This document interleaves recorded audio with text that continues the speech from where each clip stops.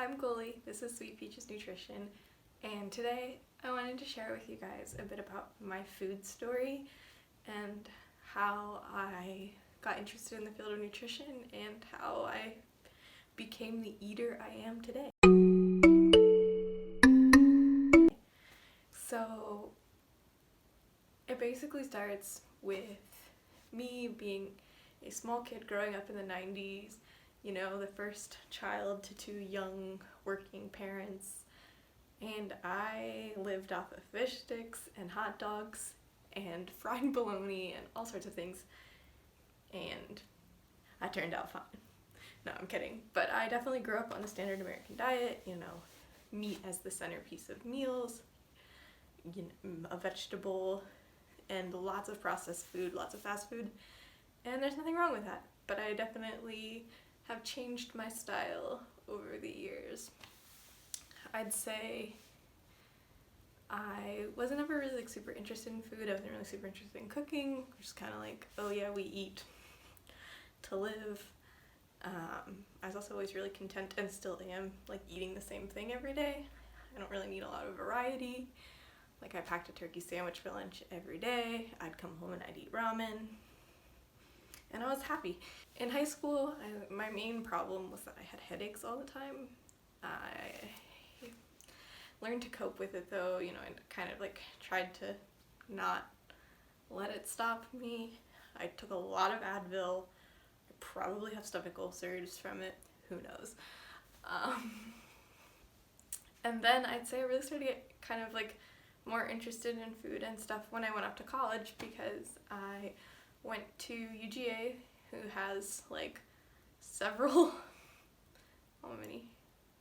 Well, they have like 5 dining halls, and they like really pride themselves on their food that they serve there. Like they win awards that fancy restaurants win. Anyway, so it was a new chance for me to explore things that I hadn't eaten before. And it was really nice because it was like a flat rate per semester, all you can eat. You could go in and out as many times as you wanted, so you didn't have to worry about like making the most of your money or whatever. You could just go in and grab a snack. And it was also all served buffet style, so it really gave me the chance to try new things. Of course, I didn't want to like waste food and stuff, but I wasn't worried about like, this is my one meal of the day, I have to enjoy it. I could get a little bit of something new and try it, and if I didn't like it, no big deal. I could go back and get something else. So I'd say that was one aspect of me starting to really explore food. Also, my roommate at the time was a vegetarian, and she wasn't like at all like trying to convert me or like upset that I ate meat in front of her, or anyway, nothing outwardly, of course. But I started to see the things that she was eating, and I was like, well, that looks good. And at the same time, I was like, never loved meat. I was always a little bit grossed out by it, but I thought like I had to eat it, / like it was the only thing provided for me at like family dinners. But I would definitely like dissect my chicken breast, and like if I found a vein in there, it was done. I wasn't eating the rest of it. And so like I slowly kind of started learning from my roommate, like, oh, these are what vegetarian options are. I would try some things. I would be like, oh, I can skip the chicken and just get beans. And I slowly started converting without even really realizing to more vegetarian diet. I would still like eat meat occasionally, and I wasn't like thinking about like, oh, that was made with chicken broth, I can't eat it, or things like that. But I would pass up meat for the vegetarian options because they started to look more appealing to me. And then cancer. No. And then the second semester of my freshman year, my mom was diagnosed with cancer, and my world kind of came crashing down. You know, spoiler alert, she's fine now, thankfully. But at the time, it was really hard for me to cope being away from home. I had a young sister at the time, and even though there was no pressure put on me by my parents or anything, I felt a sort of responsibility to be at home and help. And I was also having a really hard time coping being at school and studying. And so I ended up withdrawing from university for the semester and came home. And then that is really where my like exploration began, because then I was convinced that I was going to get cancer. And I wanted to read about like how to reduce your risk factors and things like that. And so I started reading all about vegetarian and vegan, plant-based diets, and actually Where is she?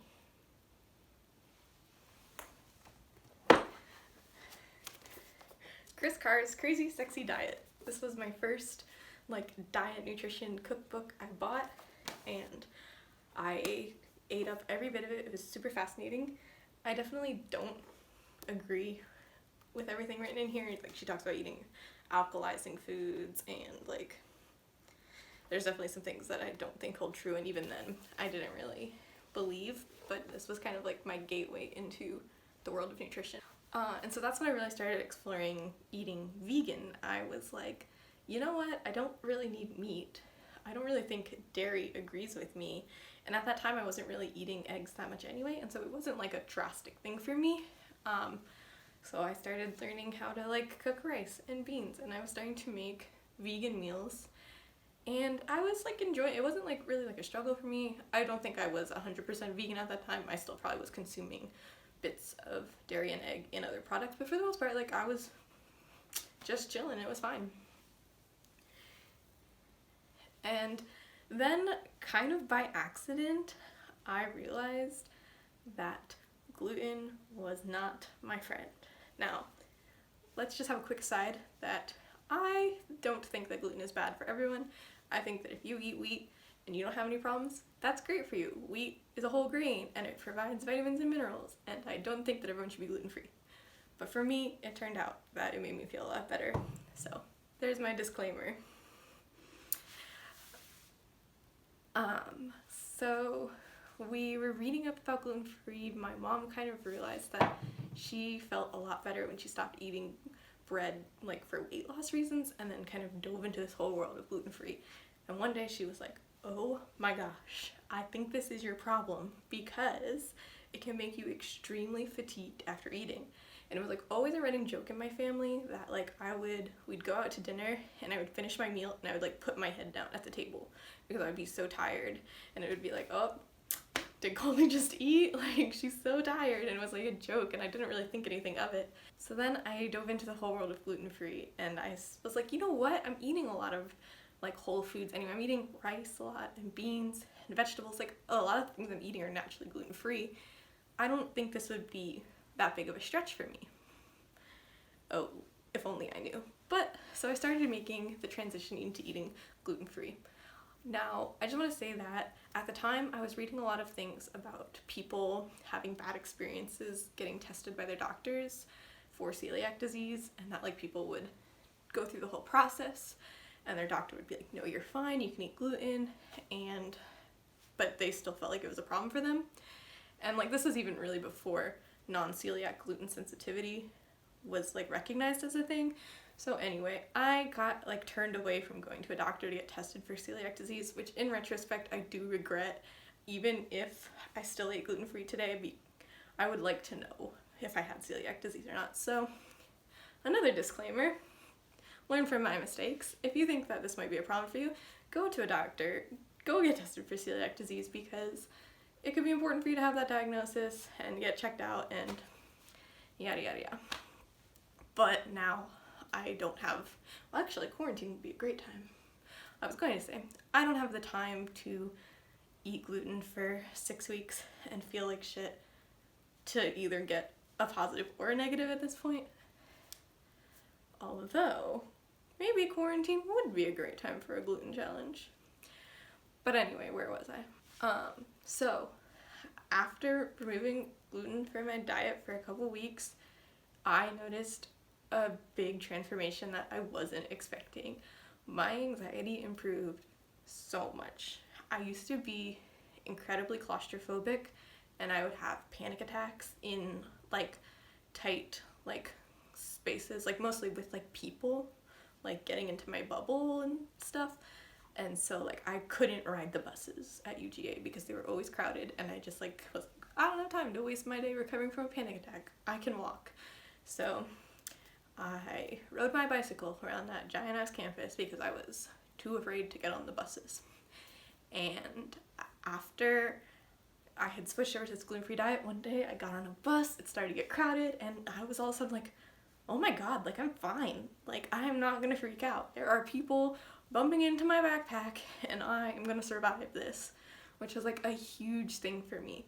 And like my headaches went away, and my like I had kind of, you know, the brain fog, like trouble concentrating and focusing, and that went away. But honestly, the most like life-changing, like improving my quality of life was my anxiety getting better. And it didn't cure it, and I'm still an anxious gal, but it's so much better. So I decided gluten-free was the way to go. But I could not live as a gluten-free vegan. That was incredibly restrictive for me, and that is the time in my life where I believe I entered into the realm of orthorexia, being like obsessed with clean eating. And it's kind of a new concept that falls into the like disordered eating disorder spectrum. And so thankfully I kind of realized the road I was heading down, because I was like, food brought me no joy. It was a chore. I was just kind of like, I have to eat so I don't pass out. Like, this isn't fun. I was crying in the bakery section in Publix because I just wanted a muffin. And I realized, like, I gotta turn this around. And I realized I couldn't compromise on the gluten-free. To me, that had made such a big difference in my life that no gluten was definitely worth the sacrifices. However, being vegan wasn't making me feel good in the same way. Instead, that was like a chore and a stress. And I realized, well, the whole reason I went down this vegan route was for my health, right? But now my mental health around food is not getting any better. So I should just eat some damn eggs, and, you know, I think life will go on. And so then I kind of slowly, you know, I realized I had two bread choices, and if they both had animal products in them, I just wasn't going to eat bread anymore? No, I needed a gluten-free bread option. And so this is when I really started playing around with cooking. I started getting interested in things. I was learning about like being a vegetarian, because I still really wasn't interested in eating meat, and I was kind of settling into this land of like gluten-free vegetarianism, and it was working pretty good for me. And like this whole self-exploration, making myself feel so much better by changing my diet, is why I wanted to go into the field of nutrition, and why I picked the school and curriculum I did, because I was like, wait, no, why is no one talking about this? And so, yeah. And then I think the final piece of my kind of food story was in school, learning about intuitive eating. And now I will tell you, the first time I learned about intuitive eating, I kind of scoffed and was like, that's ridiculous. I also think it was probably because I didn't really like the professor who was teaching it to me, or the rest of the curriculum in that class, so I think I just kind of pushed it all aside. But upon further inspection, I kind of was like, yes, this is kind of how I've been eating without even really realizing it. And I think this is kind of the final piece of how I eat and who I am as an eater. And now I want to do a whole other video about intuitive eating and the books I read and how I shaped my opinions about intuitive eating. So keep an eye out for that. But now I just eat how I want to eat, and I don't try to label it, which is the biggest thing for me now. I really enjoy eating plant-based, meaning my diet is based in plants. The majority of my diet is greens and beans and legumes and fruits and vegetables, but I still eat cheese and eggs. I eat eggs every morning. So I just kind of use animal products as a garnish or a condiment or a side instead of the main focus of my meals, because I really do enjoy eating plant-based, and a lot of my meals are just kind of naturally vegan, and I'd say I eat 90% vegetarian, but sometimes, I will eat meat if I get a craving, which is rare, or if that's my only option because I have to be gluten-free, and for me now that is restrictive enough. I don't need any more restrictions placed on myself. So I usually say I'm mostly vegetarian, or I guess you could say I'm a flexitarian, but that just doesn't really resonate with me. And so I don't claim to be anything. I don't claim to be a vegan. I don't claim to be a vegetarian. I eat gluten-free. I eat what I like, and I try to eat intuitively. And so that's my story. I grew up on the standard American diet. I went through a phase of incredibly restrictive eating where I was just feeling what is the point? And then I taught myself to cook, and now I love cooking food that brings me joy, that tastes delicious, that brings me comfort, and I eat what I want to eat, and I don't care what other people think. I don't care how other people want to judge my eating. It works for me, and I'm feeling good, and I'm feeling healthy. And I guess that's how we got to be where I am today. I'm really happy. You know, I'm really happy not trying to fit into a box. I am excelling at that gluten-free lifestyle. I'm learning to bake more, which is big for me because I've only started learning to cook truly since I've been gluten-free. And so like baking is hard enough, but then gluten-free baking is like really hard. So it's been a really fun journey, and I love trying to like take things from my childhood and make them gluten-free, or I love trying to like make vegetarian or vegan versions of like things, and that's really where I have fun in the kitchen. And so I just thought I would share with you how my diet came to be, and I hope that everyone else can get to that point where they're not trying to squish themselves into a box but can just eat what works for them. So if you would like, I'd love to hear about your food stories in the comments below. Thanks so much for watching. If you enjoyed this video, you can give it a like, and I will see you in the next video. Bye!